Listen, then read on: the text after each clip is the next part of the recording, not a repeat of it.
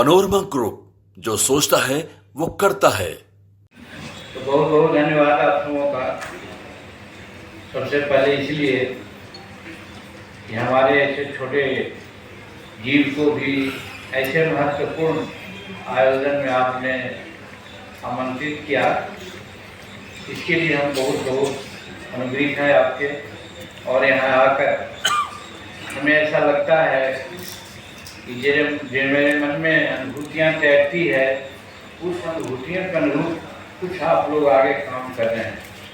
खैर, तो आज इस विद्यापति भवन में यहाँ पर जो कार्यक्रम चल रहा है स्टार्टअप समिट 2024 का, उसकी संचालनकर्ता श्रीमती श्वेता जी हैं और मुख्य कर्ता धर्ता विकास भगवत जी हैं, जो IPS पदाधिकारी रहे हैं, जैसा मालूम हुआ, या IAS रहे हैं। मोहन कुमार झा जी, लव कुमार सिंह जी और आयुष्का दुबे जी जो हैदराबाद से आए हैं, राजेश कुमार झा जी जो निदेशक हैं, और श्रीमती नरेश शर्मा जी जो गुजरात से आई हैं, विपुल कुमार जी, अनिल कुमार जी, आशीष रंजन जी, इंद्र मोहन जी, अमितेश जी और उपस्थित सभी प्रकार के लोग जो व्यापार से अपने को जोड़ने के लिए उद्यत हैं या जोड़ चुके हैं, उस सबको हम अपने हृदय के कोने से सलाम करते हैं, प्रणाम करते हैं और आशीर्वाद देते हैं। और सबसे बड़ी बात यहाँ पर है कि जो हम लोग की बात को पब्लिक डोमेन में रखने वाले हमारे मीडिया के सभी साथी, चाहे इलेक्ट्रॉनिक मीडिया के हों, चाहे बंधु छायाकार बंधु हों या फिर प्रिंट मीडिया के साथी हों, और लेटेस्ट इम्प्लॉयड बिहार से जुड़े सभी लोग और शिक्षा संस्था और उद्यमिता फाउंडेशन से जुड़े सभी लोग, सब लोगों का हम स्वागत करते हैं। भाइयों बहनों, हमें ऐसा लगता है कि जो बचपन से हमारे दिमाग में बात उठती रहती थी कि आखिर हम कैसे आगे बढ़ें, तो इसमें 3 सूत्र वैभव जी ने बताने का काम किया, और वो है शिक्षा, समता और निर्भीकता। ये तीनों एक ऐसा संयोग है कि अगर इस ओर हम आगे बढ़ गए तो फिर हमें पीछे रहने का कोई गुंजाइश ही नहीं, हम बढ़ सकते हैं। हम तो यहाँ तक आने वाले हैं कि शिक्षा के बारे में आप यहाँ जो बोल रहे हैं, महात्मा बुद्ध, भगवान बुद्ध ने भी कहा था, बुद्धम शरणम गच्छामि। बुद्धम शरणम गच्छामि का मतलब ही होता है कि शिक्षक को शिक्षा के संगति में आओ, और उसी को फॉलो करते हुए हमारे भीमराव अम्बेडकर ने भी कहा था कि शिक्षित बनो, संगठित हो, संघर्ष करो। तो संगठित हो, संघर्ष करो की बात तो मैं नहीं कहता, सिर्फ और सिर्फ चूंकि समय लग सकता है, घंटों इस पर बात हो सकती है, लेकिन हम एक चीज के कायल हैं और मेरे दिमाग में बात बनती है कि अगर हम वाकई शिक्षित हो जाएं तो सारे विषमताएं आज जो है उसको हम पार पाएंगे और सारी कठिनाइयों को भी हम झेल लेंगे।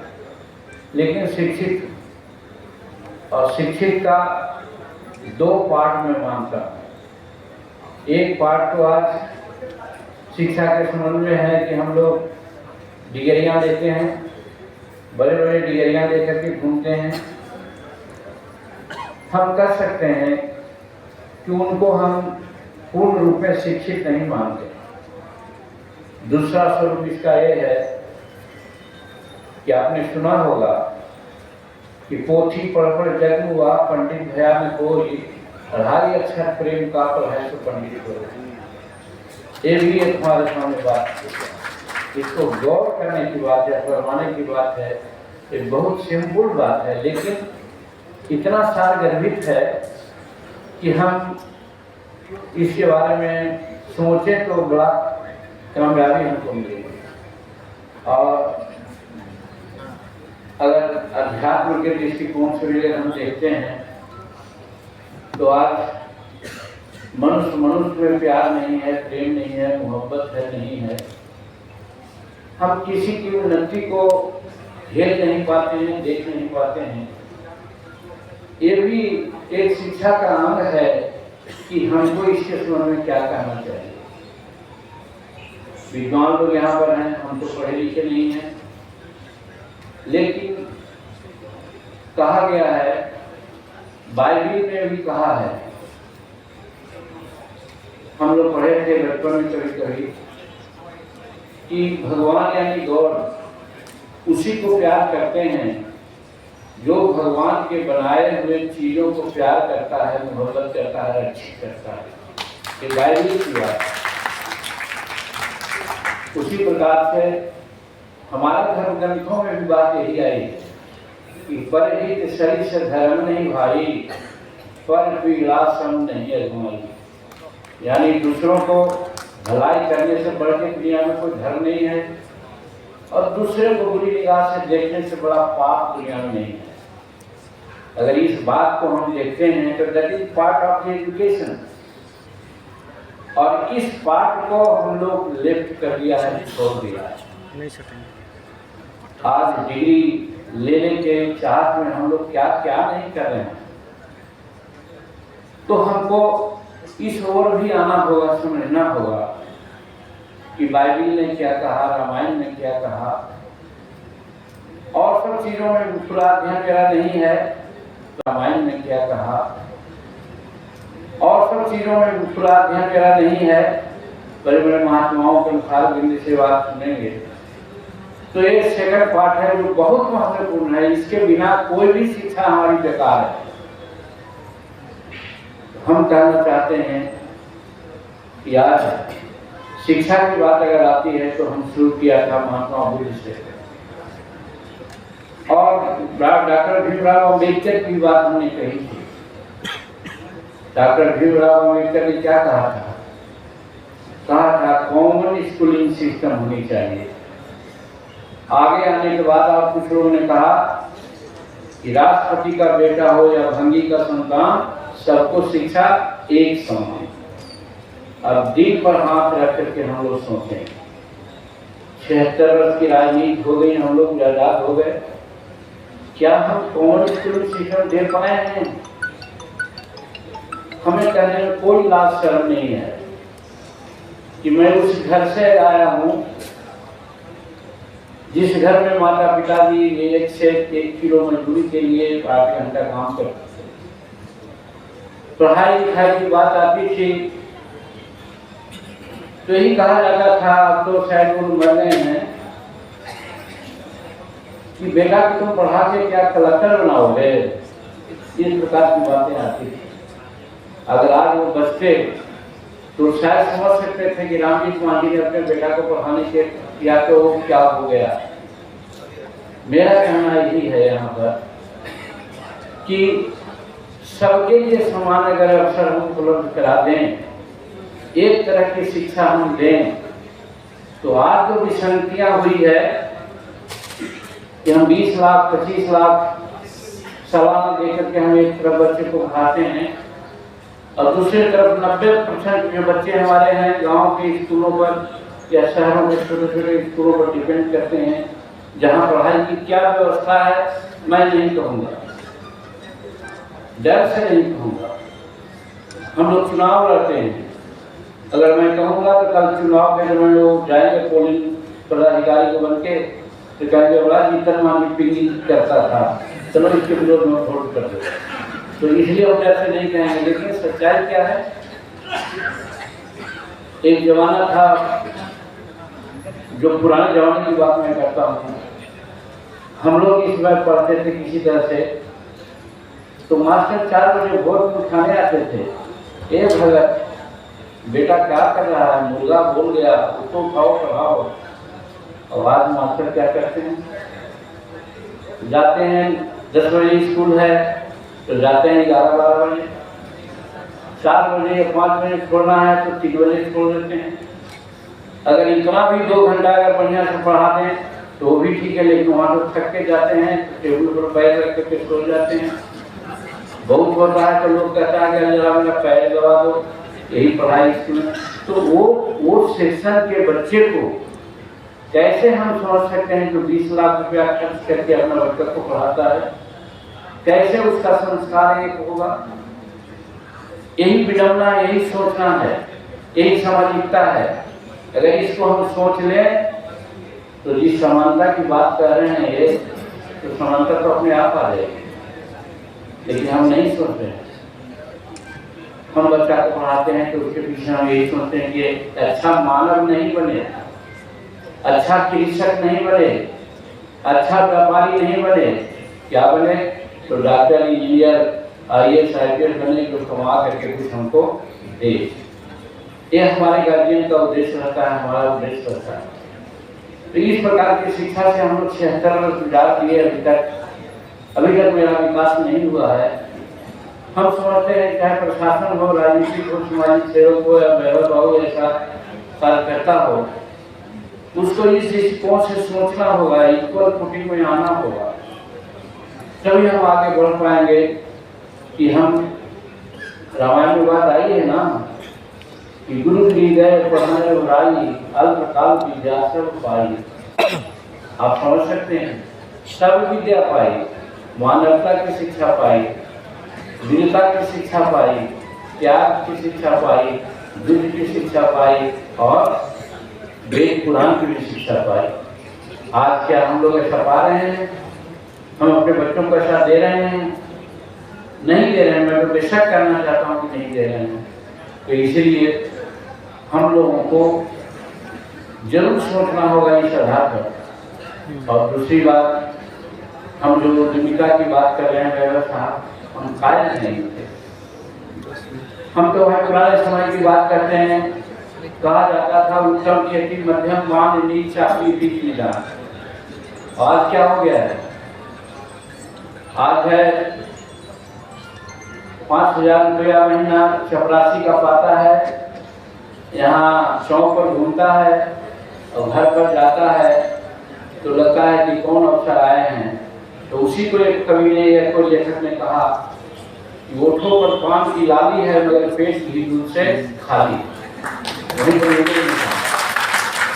आज यही स्थिति बन गई।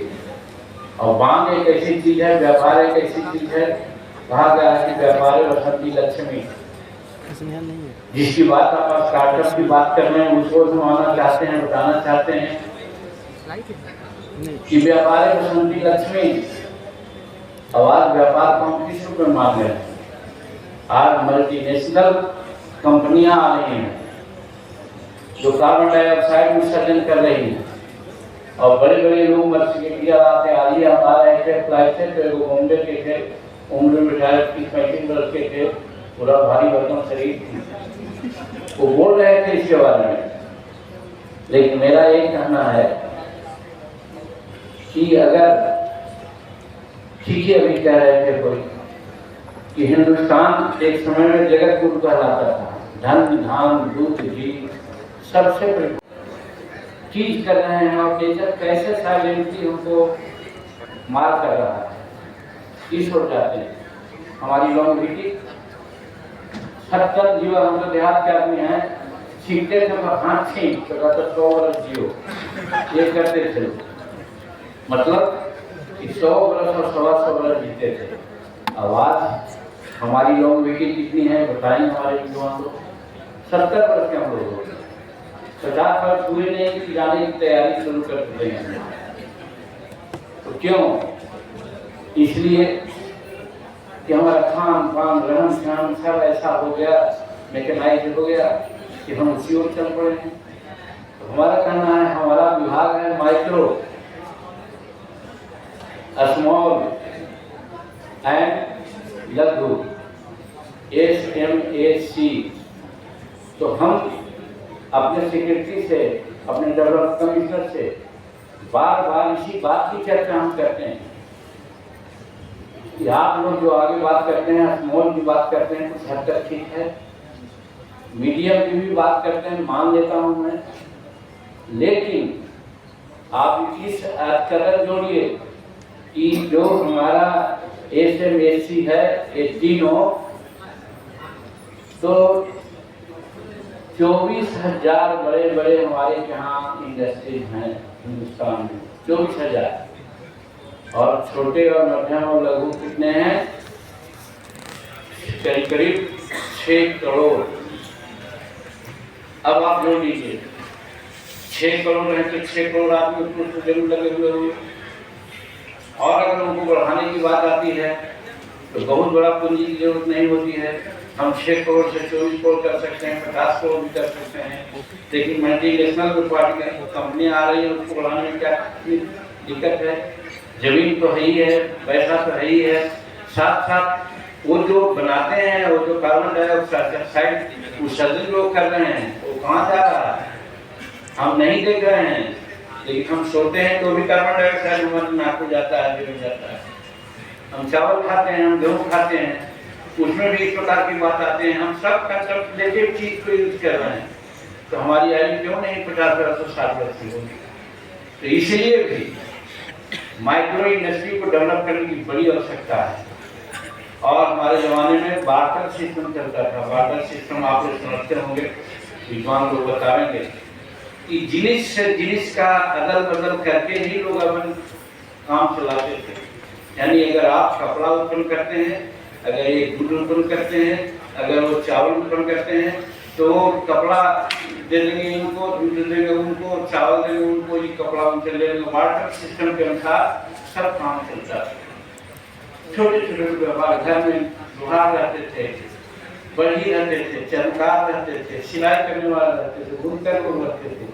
हमारा बुनकर संसार में उसमें इतना नामी था, ढाका था कि जिसका कोई शानी नहीं, वो कोई मल्टीनेशनल पार्टी में नहीं। तो इस चीज को मेरा कहने का मतलब, इस विभाग का मैं मंत्री हूँ और हम इसी पर जोर दे रहे हैं। जब तक मेरा माइक्रो जो इंडस्ट्रीज है, माइक्रो व्यापार है, इसको जब तक हम डेवलप नहीं करेंगे, इसीलिए हम लोगों ने SMSC में भी किया है कि हम इनको अगर देंगे तो बैंक गारंटी देंगे, इनको कोई सूद नहीं लगेगा, ये अपना व्यापार करेंगे, आगे बढ़ाने को पैसा होगा तो दे देंगे।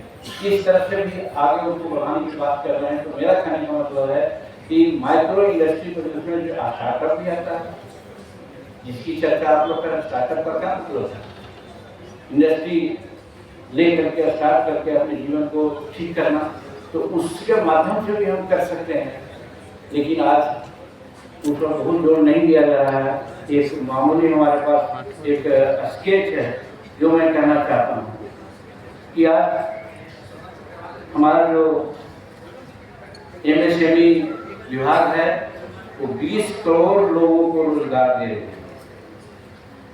इसलिए कहा कि 6 करोड़ 12 करोड़ या 6 करोड़ हमारा उद्यमी लोग हैं, लेकिन ये रोजगार दे रहे हैं 20 करोड़ लोगों को। लेकिन जो 24,000 हमारी इंडस्ट्री है वो कितने को रोजगार दे रहे हैं उसका डाटा मेरा नहीं है। लेकिन मैं कहना चाहता हूँ कि निश्चित रूप में 2, 4, 5, 10 करोड़ से ज्यादा नहीं दे रहे। तो हमको प्रोन्नति किसको करना है? वो कहाँ है? बड़े बड़े शहरों में है, गाँव में नहीं है। और हमारा ये जो MSME है ये गाँव में है, दर्जी हैं, जुलाहा हैं, बासरमैन हैं, कारपेंटर हैं, चरमकार हैं, वो अगरबत्ती बनाने वाली महिलाएं हमारी बेटियां गाँव में बनाती है, उसको बेचने में 200-250 रुपये किलो उसको ले जाता है। अगर हम उसको क्लस्टर के रूप में डेवलप कर दें और उनको कुछ संसाधन दे दें और उसको मार्केट दे दें तो ही 4,000 रुपये किलो के साथ वो बेच सकता है, तो उसको फायदा होगा। आज इसकी जरूरत है, इसलिए हम लोग क्लस्टर पर ध्यान देते हैं कि हर जगह बिहार में क्लस्टर है, बहुत कम है। ठीक ही आपने कहा कि जब हम यहाँ के MSME में मंत्री हुए हैं तो हमारा ये है कि जो बिहार में नहीं है इस विभाग से, जैसे आज एक टेक्नोलॉजी सेंटर है, TC कहते हैं, टेक्नोलॉजी सेंटर बिहार में नहीं है, दुर्भाग्य है। सब है कहाँ? तो दक्षिण भारत में, और उसमें करीब 250 करोड़ रुपया का लागत लगता है। 15 एकड़ जमीन चाहिए होती है। हम आए थे आज चीफ मिनिस्टर से बात करने इसी के लिए 3 TSC का हमने प्रस्ताव दिया था, 2 कर्नाटक के लिए और 1 बिहार के लिए। स्वाभाविक है थोड़ा सा हम सेल्फिश हो गए हैं इस माने में कि जब बिहार की बात आई तो हम गया की बात कर दिया। दो जगह से आ गया चीफ मिनिस्टर का ये है, तो दोनों सेंक्शन मेरे हाथ से हो रहा है, लेकिन हमारे गया का सेंक्शन नहीं हो रहा, इसलिए ये हमारी जमीन का प्रस्ताव नहीं है। तो ये भी दिक्कत हमारे सामने है। अब लगता है चल जाएगा यहाँ के चीफ मिनिस्टर का ये है, तो दोनों सेंक्शन मेरे हाथ से हो रहा है, लेकिन हमारे गया का सेंक्शन नहीं हो रहा, इसलिए ये हमारी जमीन का प्रस्ताव नहीं है। तो ये भी दिक्कत हमारे सामने है। अब लगता है चल जाएगा यहाँ के चीफ सेक्रेटरी वगैरह सब हमारी बात भी है। तो हम चाहते हैं कि हम गया नहीं, हम अगर टेक्निकल सेंटर खोलें, टेक्नोलॉजी सेंटर, जैसा आपने कहा कि इक्विलिब्रियम जिसको कहते हैं सबको मिला जुला के, तो हम अगर गया में कहते हैं तो पूर्णिया में होना चाहिए, पूर्णिया में कहते हैं तो बेतिया में होना चाहिए, बेतिया में कहते हैं तो भागलपुर में होना चाहिए, भागलपुर में कहते हैं तो इस तरह से अगर हमको मौका मिला, जैसे चीफ मिनिस्टर को हुए थे हम 9 महीना के लिए बहुत काम शुरू किया था। हमको भी आज लगता है कि अगर 6-7 महीना और रहते तो कुछ और काम करते। तो वैसे ही आप लोग भी कहना चाहते हैं, अगर मौका हमको मिला, जैसा कि नरेंद्र भाई मोदी की कृपा हम पर है, मैं तो नहीं समझता कि आज तक होगा फुल टाइम काम करूंगा, तो फुल टाइम करूंगा कि कम से कम जनरल टेक्निकल सेंटर बिहार में ला सकते हैं।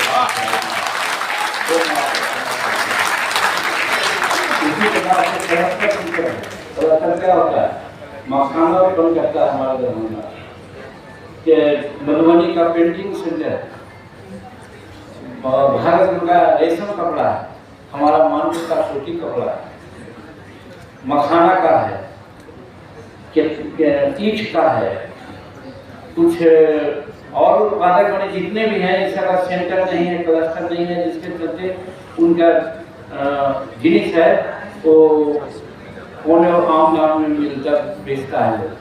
हम उसको क्लस्टर के माध्यम से प्रोसेस करके अगर बेचेंगे तो उसका दाम ज़्यादा मिलेगा। वैसा भी कम से कम बिहार में 2 दर्जन क्लस्टर हम बनाने के दावा किया है, बनाएंगे भी, तो इस तरह से लोगों को रोजगार मिलेगा। और उसी प्रकार से यहाँ पर इसी चलते जो हमारा SMAC है, तो इसको हम कह सकते हैं कि वैश्विक जो अर्थव्यवस्था है वो 3.2% है। वैश्विक अर्थव्यवस्था की जो वृद्धि है वो 3.2 है, लेकिन भारत की अर्थव्यवस्था किस कदर बढ़ रही है, तो 7% के हिसाब से बढ़ रही है। ये नरेंद्र मोदी का है, ये इसका है, इसमें SMAC जो हमारा विभाग है, इसका पूरा योगदान है। जो मैं कहना चाहता हूँ कि ये जो SMAC इकाई हमारा है लगभग 1.65 करोड़ का है, और इसको आगे उद्यम योजना पोर्टल पर इसको हम लोग 4 करोड़ करने जा रहे हैं।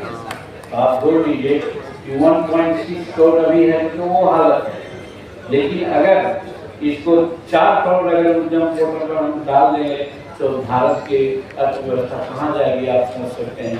ये है विभाग में। उसी प्रकार से आप कह सकते हैं कि बैंकों का जहाँ तक सवाल है, बैंक हर चीज़ आप भी कीजिएगा तो बैंक आपको एडवांस करेगी, बैंक आपको भी देगी।